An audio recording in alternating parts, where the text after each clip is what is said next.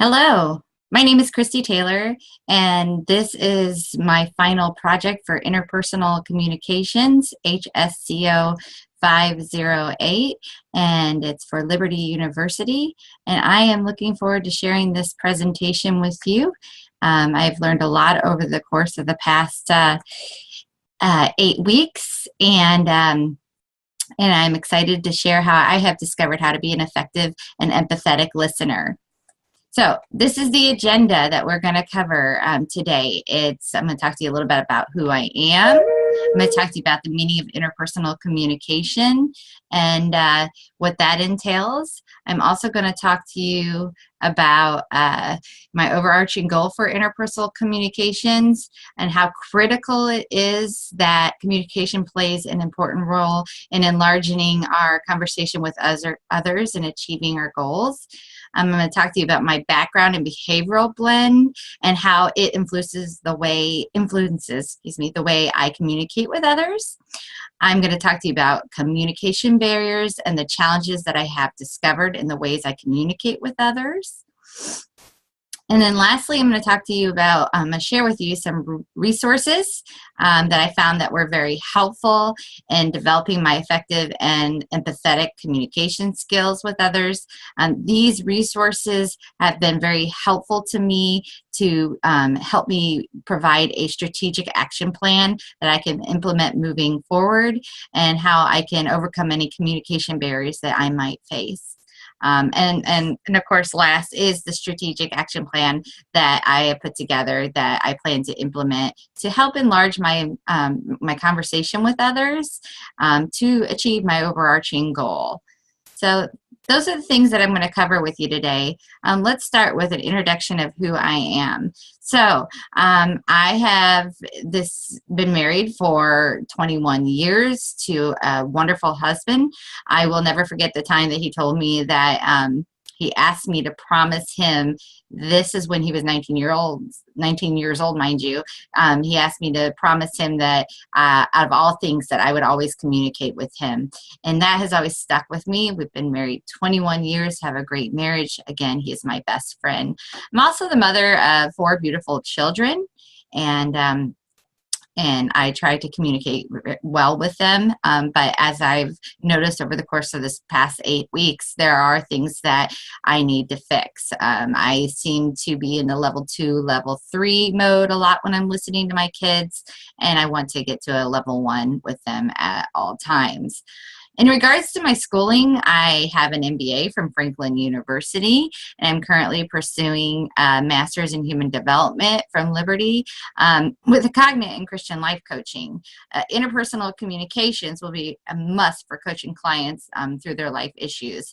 I want to be able to deepen my relationship with my clients and go deep with them so that I can help come alongside them and coach them with achieving their goals. And the only way I'm going to be able to do this is if I am an active, empathetic listener. By being an effective communicator, I will be able to gain their trust, and I'll be able to hear what they have to fully say. In regards to my professional life, I'm a director at an engineering firm where I deal with employees and customers on a daily basis. I'm also the author of Fighting Fat with Fearless Faith and the founder of Valiant Women. And I want to be a listener, an effective listener to both my clients as well as my employees. And so I plan to incorporate some of the techniques learned from this course so that I can be. And I believe that part of truly being a servant leader means that I must be an active level 1 listener. So next I'm going to talk to you about the meaning of interpersonal communication. John Stewart, the author of Bridges, Not Walls, defines interpersonal communication as the kind of communication that happens when the people involved talk and listen in ways that maximize the presence of personal. And I put together this chart off of what John Stewart was explaining. He elaborates further by explaining that the difference between interpersonal and impersonal communicators is that when two are communicating, if the talking and listening is reflecting uniqueness, unmeasurability, responsiveness, reflectiveness, and addressability, then these are examples of somebody two that are communicating interpersonally.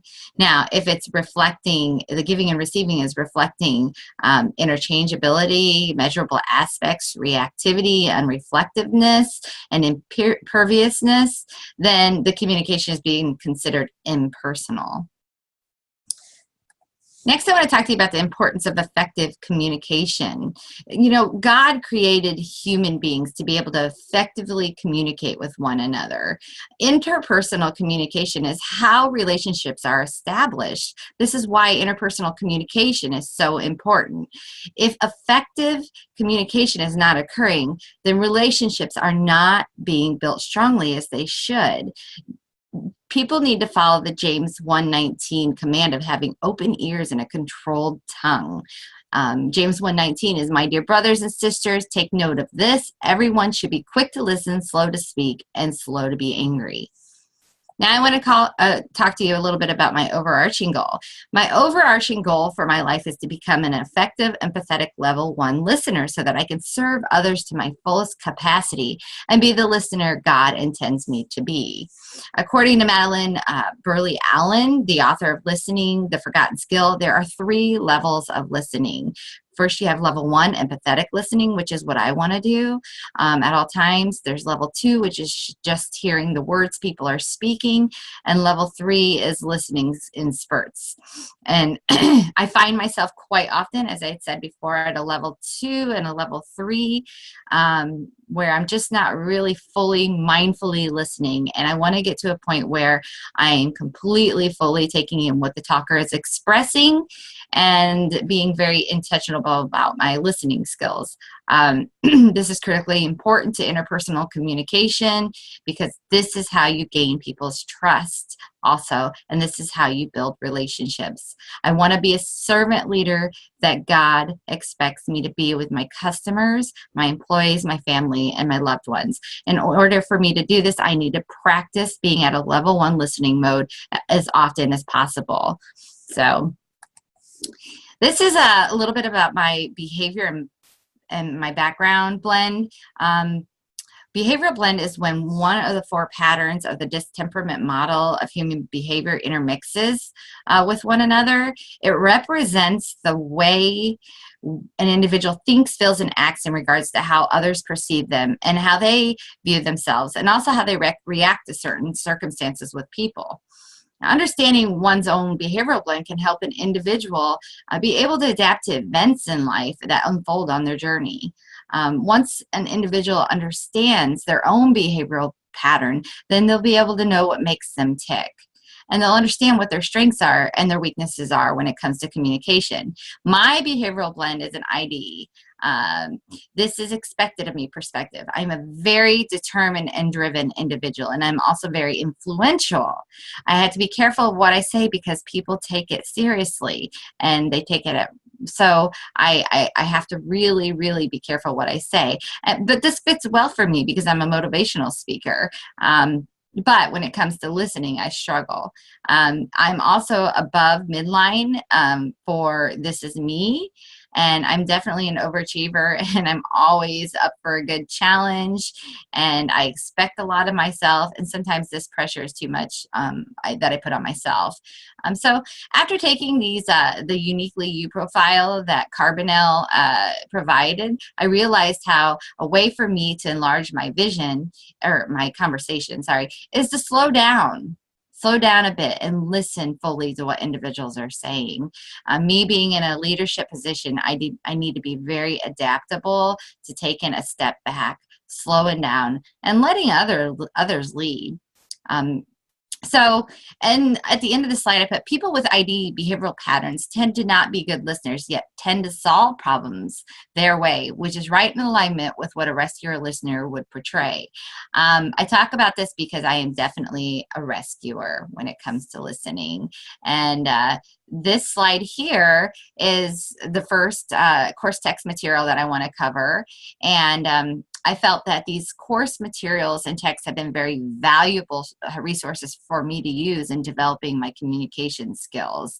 I've also discovered additional scholarly journals that I'll talk about as well that really just enlightened me with additional insight into the importance of interpersonal communication as it relates to my professional development. I use these resources to complete a strategic action plan, which I'll cover with you shortly.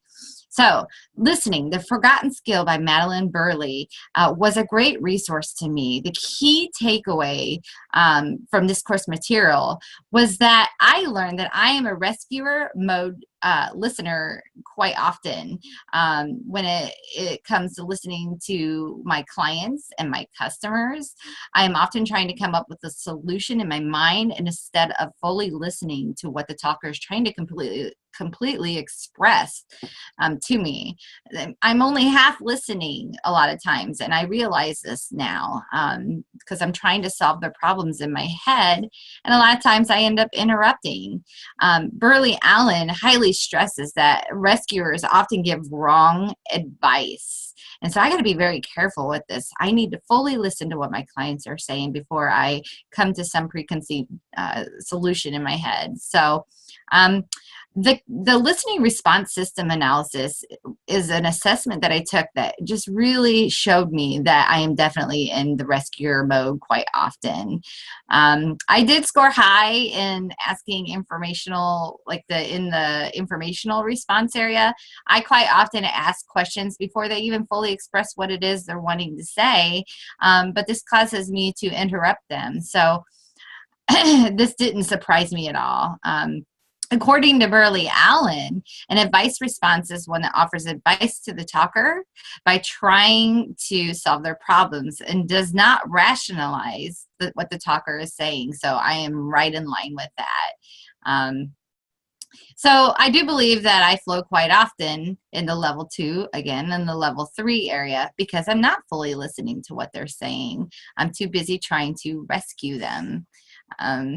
So I like this quote that Burley Allen provides. It says, "When I ask you to listen to me and you start giving me advice, you have not done what I asked. When I ask you to listen to me and you begin to tell me why I shouldn't feel that way, you are trampling on my feelings. When I ask you to listen to me and you feel you have to do something to solve my problems, you have failed me, as strange as that may seem."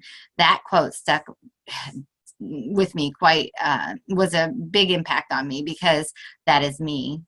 I don't realize that it's bugging these people when I'm trying to rescue them. So the next course resource that I'd like to cover that opened my eyes a lot to how to improve on my communication skills is called "Why Don't We Listen Better" by James Peterson. The key takeaway from this course material was I learned the concepts of flat brain theory, flat brain syndrome, and flat brain theory, tango, excuse me. Flat brain syndrome occurs when the brain goes flat and doesn't function well because the stomach is overloaded with emotions causing stomach bulge, and the heart turns to brick. This is Peterson's quote. I realized that many times I let my stomach fill up with emotions, and it causes me to not think clearly, not act clearly, not speak clearly, and not see clearly. I allow my stomach to overflow, causing my head to not receive or give information appropriately, and this affects the way that I communicate with others. So I operate in the flat brain mode quite often when I'm communicating with others. So I'm definitely at fault with this. I'm at fault with this trap quite often. So my key takeaway is understanding that flat brain theory concept and how flat brain people can't think, act, hear, speak, and see clearly, which causes ineffective communication. I also acknowledge that I am a ritual listener. So a lot of times I am just, constantly not thinking about what it is fully that they are saying because I'm too busy trying to, again, figure out how I'm going to respond to them. So So the first scholarly resource journal that I would like to discuss is entitled Empathetic Listening as a Management Tool by Marquis, Diamond, and King. This was published in the Business Renaissance Quarterly in spring 2011. And the key takeaway for me was that implementing a non-directive client-centered therapy developed by Carl Rogers through the use of questioning and rephrasing cultivates leadership skills in individuals in the workplace. Empathetic listening empowers employees to make productive decisions that result in their professional success. And the second scholarly resource journal article that I found that was very enlightening to me, because I have salespeople working for me and I am a salesperson. We're all salesperson in one way or form or another, is called Salesperson's Listening Ability as an Antecedent to Relationship Selling by Drollinger and Comer, published in Journal of Business and Industrial Marketing in 2013. The key takeaway from this article is that salespeople who practice active empathy listening will be more productive in their careers than those that do not. It is important that the salesperson understands the buyer's subtle feelings and emotions, and not just literal and explicit feelings or messages. Sorry, not feelings. So my strategic action plan is what I want to cover with you next. I developed this to help me enlarge my conversation with others and make my overarching goal a reality.